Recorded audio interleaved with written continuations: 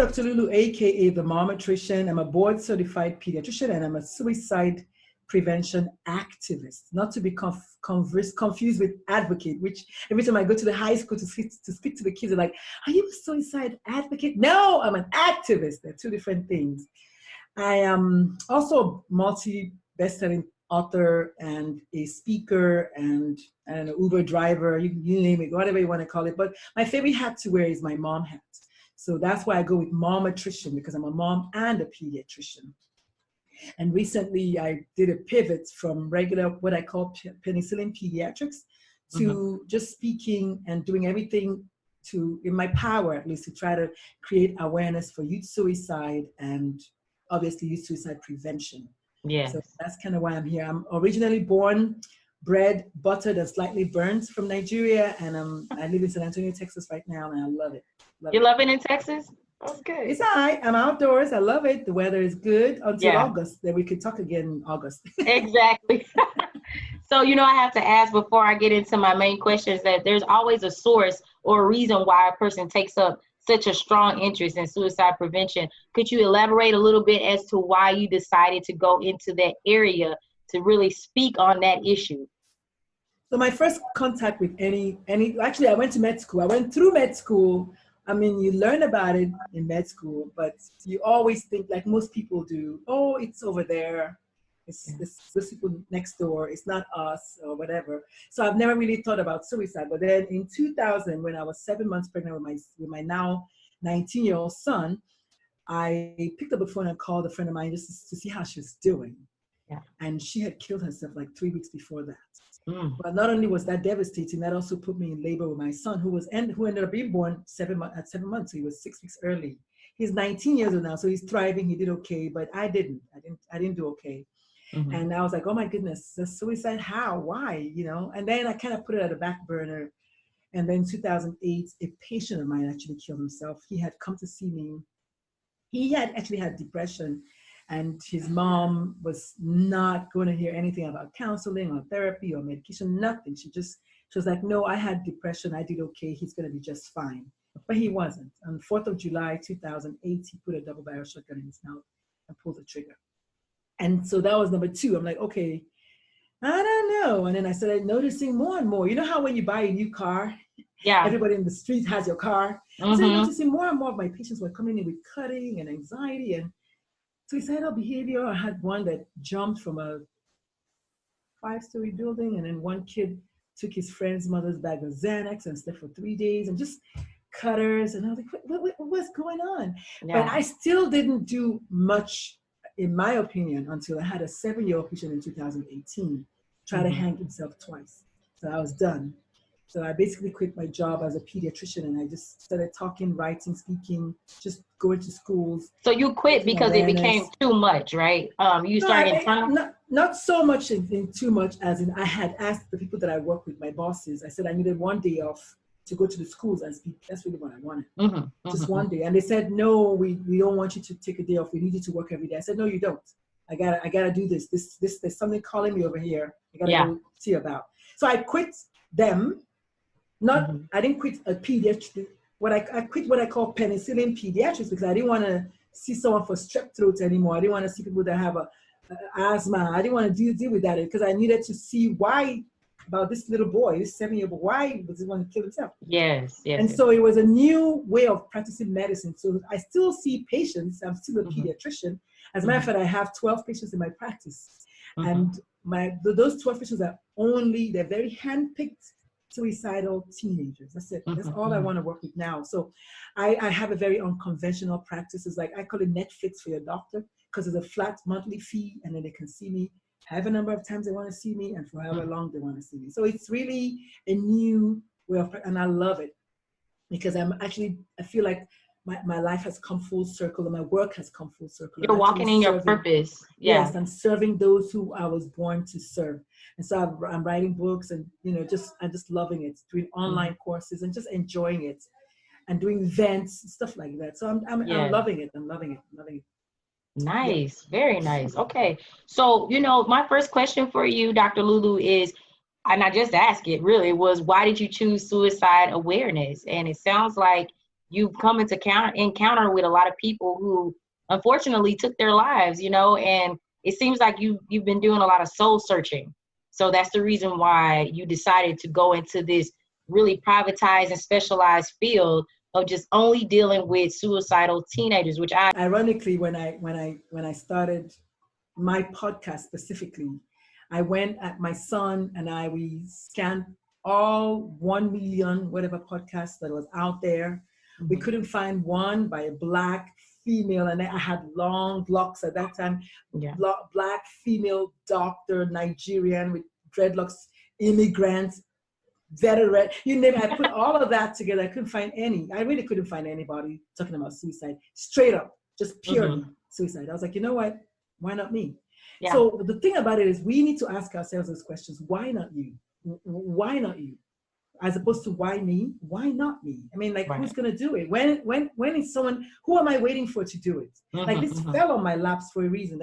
I'm not the first doctor to have a 7-year-old patient attempt suicide. Yeah. I'm not the first Black female Nigerian immigrant veteran mom of 3 boys. Mm-hmm. No, but I said to myself, look, I can do something that when I leave here, at least people are going to remember, oh, that's the lady who talks about suicide. And to this moment, people send me my inbox, oh, did you hear about this? And I'm as much as I'm happy, people recognize me now, I would like the suicides to stop. Yeah. So people don't have to send me messages. So sometimes you have to do the unthinkable to get the unthinkable to stop being in existence. And that's there you go. That's absolutely right. So look, that brings me to my next question. I just want to know what comes to your mind when you think about mental health and mental health issues, like mental illness. What comes to your mind when you hear people mention those phrases? I think honestly, what comes to my mind is what people are not thinking about.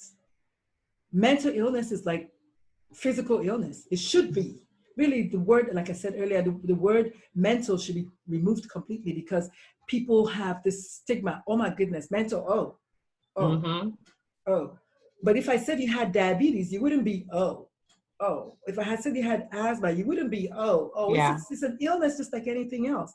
As a matter of fact, I dare to argue that without your mental aspect of your health being intact, you're not really well. Exactly. So you can exercise all you want and eat right all you want. If you're not okay up in your noggin department, Houston, we've got a problem. Yeah. And so what I say is what the WHO proclaimed in 2015, that the stigma of mental illness, not mental illness itself, but the stigma is now a global public health crisis because people don't want to even deal with that.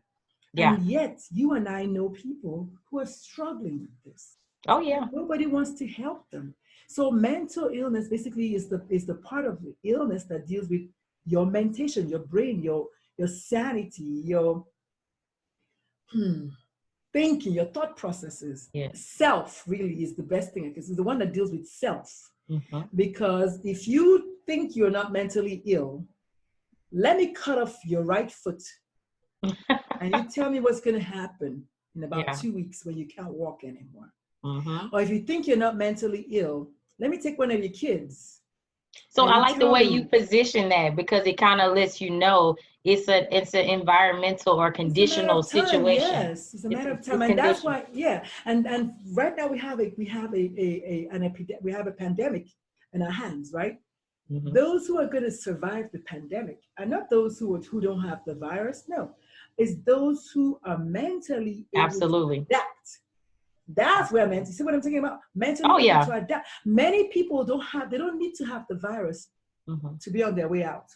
Right. They're thinking about, oh my God, what am I gonna do? What's gonna happen? The lack of socializing, the lack of being able to get up and do a normal routine. You know, because you name it, who tells you what is routine? And my favorite example is Nelson freaking Mandela. Nelson Mandela was in a 6-by-6-foot jail for 27 years. Yeah. Or heaven forbid that you need to stay in your fancy home by the beach for 6 years. Exactly. With food. Okay. Unlimited food. And your kids. And AC.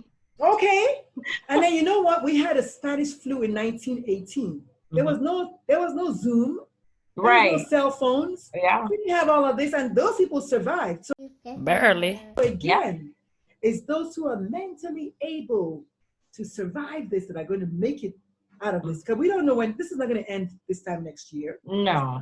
And so people need to learn how to pivot, get creative, innovate, and adapt.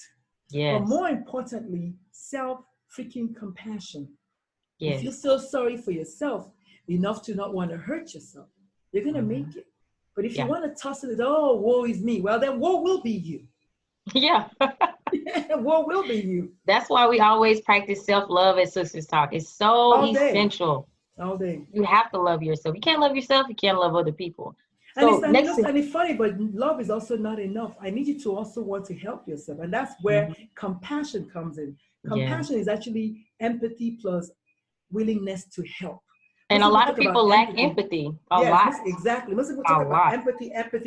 But empathy is great, but compassion is better because compassion means empathy plus how can I help you? What can I do to make you feel better? What can I do to make myself feel better? Get out and walk. Stop watching COVID-19 news. Stop those are the things that will help you get better. Get off social media. Stop looking at the screen. All of those little things. Read a book. Exercise. Make yourself feel better. I've read so many things like within the last 3 weeks alone. I'm like, wow, I was really missing out when I was getting up and having to physically drive in traffic to get to work or to go to wherever I need to go. Like now I have the time. I'm really enjoying it. But the question is, do you really have the time? Because we all have 24 hours per day. Yeah, but I have the free time. But what you've also done is how you manage your energy better. You manage your time better. Because there are people who have the same 24 hours who are watching TV all day. Yeah, but see, they made a choice though, right? The rest of us choose to pay our bills, so that's what I mean. Exactly. We have the free time, so like it's a different feel. It's a good feeling. It's all about perception, Yeah, exactly. Perception is the key, and also just most people say, "Oh, I can't wait to go home to my kids." Then now you have 6 weeks with your kids, and you're complaining. Yeah.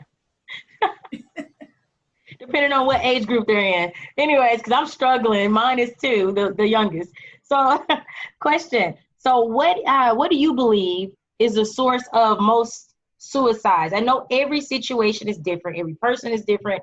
Every experience is different. But when I say source, I'm talking about what do you think is the key culprit as to why someone just says, you know what, I can't take it anymore. This is it. I think the best way I can explain it is the book Think and Grow Rich. Napoleon Hill mentioned in that book that if you don't conquer self, you will be conquered by self. And basically, it's just how you control your thoughts in the end. Most people that want to kill themselves, yes, they've had a lot of situational things happening, but they've also, most of them have surrendered to the fact that they're not good enough and they're not worthy of living. And that's why love is not enough. I can't love you enough for you to feel like you should stay. Oh, that makes me so sad. Yes, and ultimately, it's a surrender to the fact that I'm not good enough. Oh. And that is the bully within. There's all the external bullies, that's true. But usually you have to go down that dark path and ultimately say, you know what, I give up. And you know what? It doesn't help when you have environmental factors and like family, friends who think less of you and they're fueling these negative thoughts that you already have, and that's the reason why we need to be cognizant of how we treat others, Yes, you see now we're coming full circle with the self-compassion. Yes. Because, when I was suicidal, because I have been suicidal, it was a series of unfortunate events. And I just happened to voice it out to my spouse. I told her, I said, you know what? I think I'm done. I don't think I can do this anymore. And she essentially stopped everything she was doing. She's like, no, not on my watch. And she did this, that. And she made me realize, you know what? If I could just give it one more day, one more week, okay, one more month. And now we're at years down there. But you gotta, you need that support. Yeah. So, but you know what? The first thing to do is to recognize my 3 R's is recognize that you're going down that path. Reach out, the second R, reach out to someone, because I might be good, but I can't read your mind. If I didn't open my mouth and say it, right? reach out. And then the third thing is rise up. Mm-hmm. Get up and go. Do something about it, because now you've got help. Yes, I love it. Like we're talking about, reaching out to the right person too.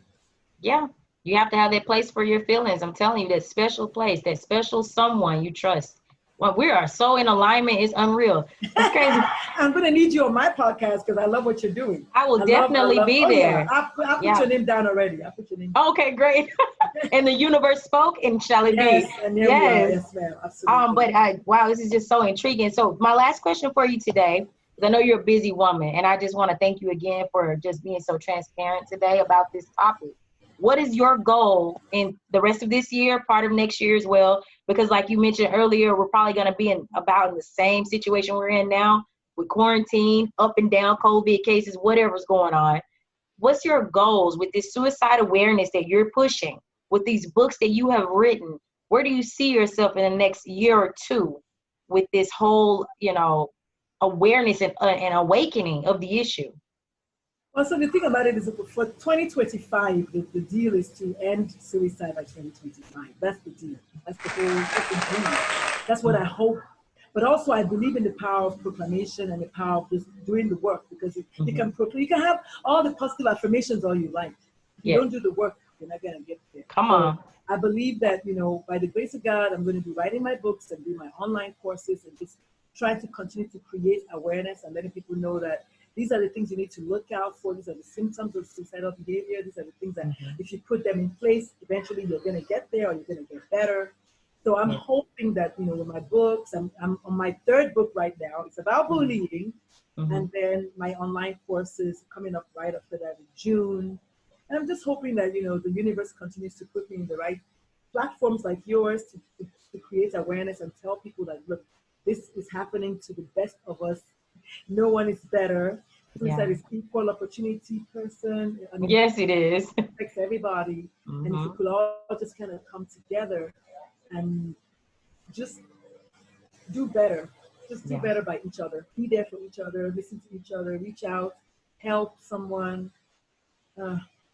Yeah, it's real. I mean, I feel like in this moment right now, everybody's quarantining, everybody's looking crazy. No barbershops, no beauty salons. I think they just started opening. Grocery store lines were crazy, no tissue. So for about 2 or 3 months here in the US, we were able to see that no one's better than the next person. No country's better. We need to get out of that mindset, period. Yes. It didn't even matter how much money you had or you do have or you don't have. We're all in this bull crap together. Oh my so now what does that again mean? For those at the back. It breaks you down to the human element of, what did you say earlier? Self. So when we start tapping into that, then we can start seeing life and what our purposes or our purposes are in this world for what it is. We can be more transparent.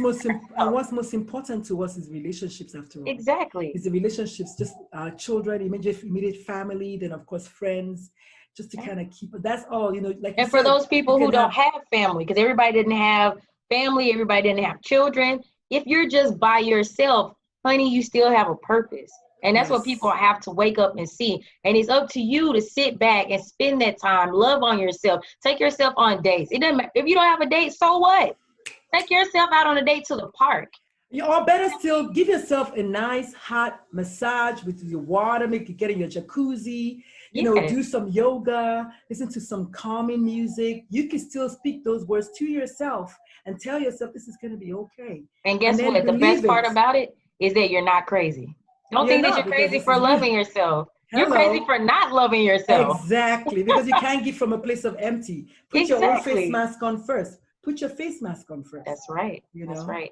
I loved it. I mean, I know this podcast was pretty short today, but there's so much more we're going to talk about in the future. We can always come back. You don't have to make it short. We can always come back. I mean, the information is out there. I'm happy to come back if you. But before for sure, we're going to have you back. I'm telling you that right now. So we want you to shout out where we can find your books. Also, if you have a website that people can go to, and confidentiality, if they just want to get more information from you. If there's a suicidal teen out there that needs help, maybe they can reach out to you. I don't know exactly which part of Texas you're in. I'm in Houston, so maybe you can start doing virtual, consultations. I'm not sure, but let them know where they can find you. So first of all, I do virtual, what I call telecoaching. I have patients all over the world, actually, because of thanks to Zoom. I have patients, and every second, like next weekend, we're going to have what I call the teen-to-teen support group. So I have a bunch of teenagers. I facilitate, but they just support each other. Nice. I have people from Carolinas, I have people from Alabama, someone from Florida, a handful of them from San Antonio, because of course I'm based here, but yeah, they're just supporting each other. That's one. And then of course I have a private practice. It's called Dr. Lulu's Youth Health Center. Is located right here in San Antonio. But my main practice, my main website for my speaking engagement is called teenalive.com. So teen is TEEN alive.com. Okay. Otherwise, my books are available on Amazon. This is my most recent book that came out in December. It's called A Teen's Life, and it's talking about suicide in teenagers.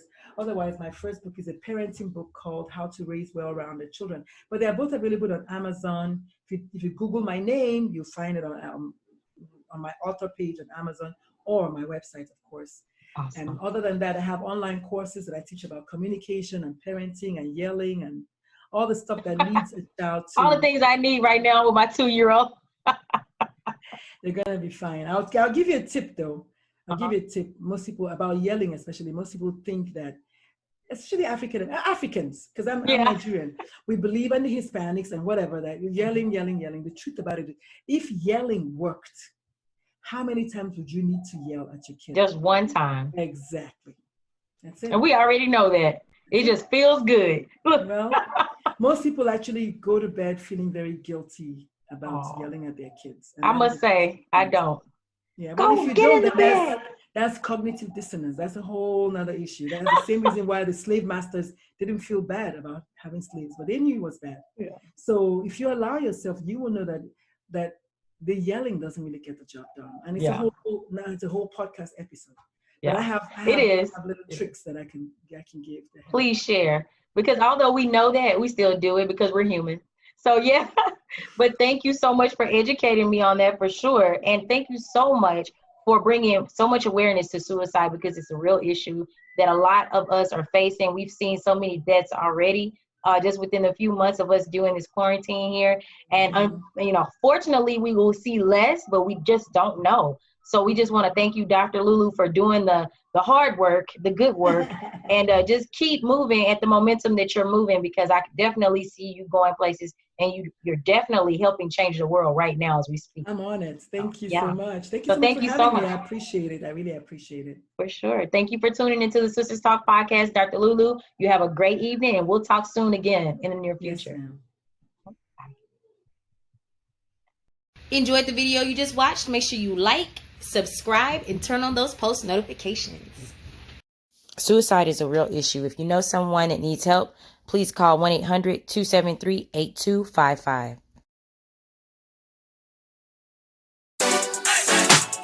Rolling out my XXT, rolling out my XXT.